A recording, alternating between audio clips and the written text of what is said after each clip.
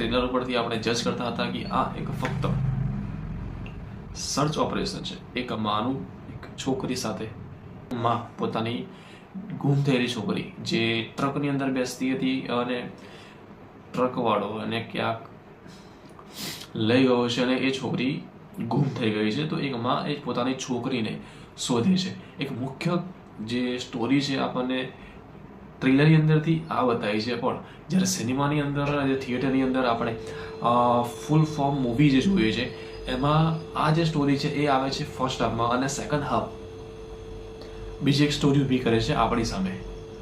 તો બે સ્ટોરી આપણને બતાવવામાં આવે છે.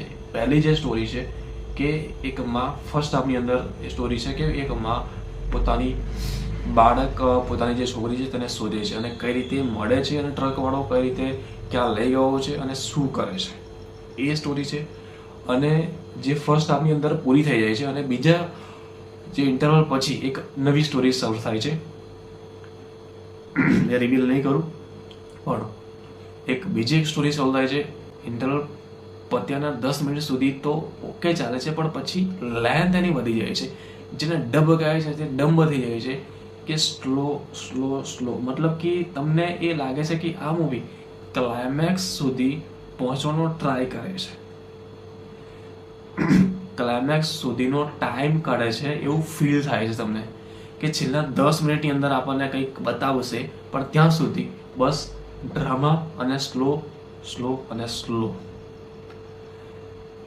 આ ઇન્ટરવલ પછીના 10 મિનિટ મતલબ કે મૂવી છે 2 કલાક 10 મિનિટની એપ્રોક્સ, પણ એપ્રોક્સ કહેવાય કે 1 કલાકની અંદર ફર્સ્ટ હાફ પત્યો અને એના 10-15 મિનિટ ઇન્ટરવલના 10-15 મિનિટ તો સારી એવી સ્ટોરી ચાલી અને ફરી ડમ્બ થશે. એન્ગેજ જે કરી રાખે છે એ ફર્સ્ટ હાફ જ હોય છે અને બાકીનો સેકન્ડ હાફ ડમ્બ કરે છે. અને જે ક્લાઇમેક્સ છે તે ક્લાઇમેક્સ સારો એવો મુકાયો છે જેનું વખાણવા લાયક છે. જે જયેશ મોરે સારી એવું એક્ટિંગ કરે છે, દીક્ષા જોશી સારું એવું એક્ટિંગની અંદર પોતાનો પ્રતિભાવ બતાવે છે. જયેશ મોરે બંને લુકમાં જે ઇન્ટરવલ પહેલા એક અલગ લુક છે અને ઇન્ટરવલ બાદ એક અલગ લુક છે, તો બંનેની અંદર પ્રતિભાવ બતાવે છે પોતાની સારી એવી. જે BGM જે કાશીનો જે વિસ્તાર બતાવે છે, જે ઘાટ બતાવે છે, ત્યાં આગળ પ્યોર એક ભક્તિવાળી મુવમેન્ટ હતી. જે પાછળ જે બેકગ્રાઉન્ડ જુબિન નટિયાલની અવાજમાં જે બેકગ્રાઉન્ડ ગંગાનું જે ગીત વાગી રહ્યું છે તે એક એવી મુવમેન્ટ હતું કે જે હૃદય સ્પર્શી જાય એવી લાગણીની અનુભૂતિ કરતી હતી મને.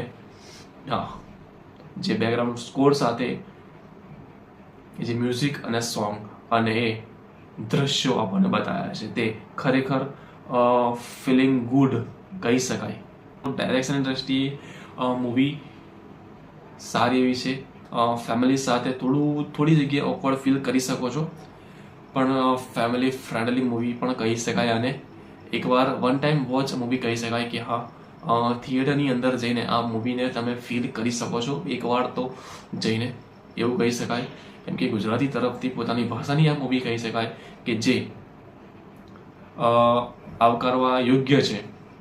ગુજરાતી મૂવીઝને એટલું માન નથી મળતું, ખબર નહીં કેમ, પણ ટોપિક જે પ્રકારે આવે છે, નવા ટોપિક જે પ્રકારે આવે છે, તો સમસ્યા રહી છે ગુજરાતી મૂવીઝની કે ક્યાંક ને ક્યાંક દર વખતે ડમ્બ થાય છે. ક્યાંક ને ક્યાંક જે સ્ટોરીની અંદર નવી સ્ટોરી તો હોય છે, પણ સ્ટોરીને જે ગહેરાઈ આપવાની હોય છે તે નથી આપી શકતા, જે એન્ગેજ કરી રાખવાનું છે તે નથી કરી શકતા.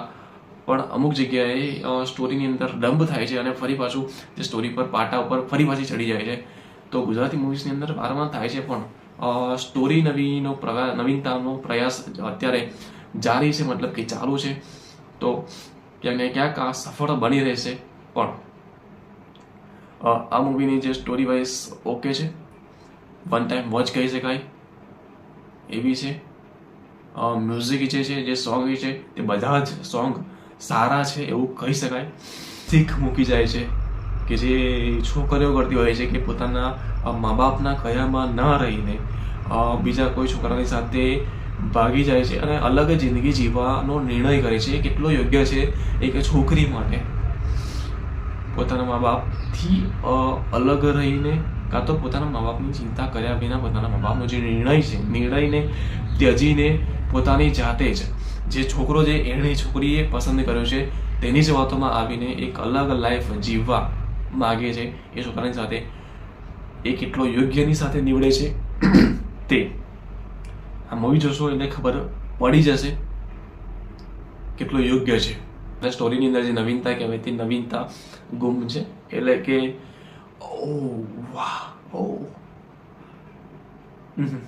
એવું ફીલ તમને નહીં થઈ શકે, કેમ કે ક્યાંક જોયેલું લાગશે, ક્યાંક અનુભવેલું લાગશે. કેમ કે ઘણી બધી આપણે બોલિવૂડ સાઉથની મૂવી ઘણી બધી જોઈ લીધી છે. એના લીધે ક્યાંક ને ક્યાંકનું અનુકરણ અહીંયા કરવામાં આવ્યું છે તેવું લાગી શકે છે.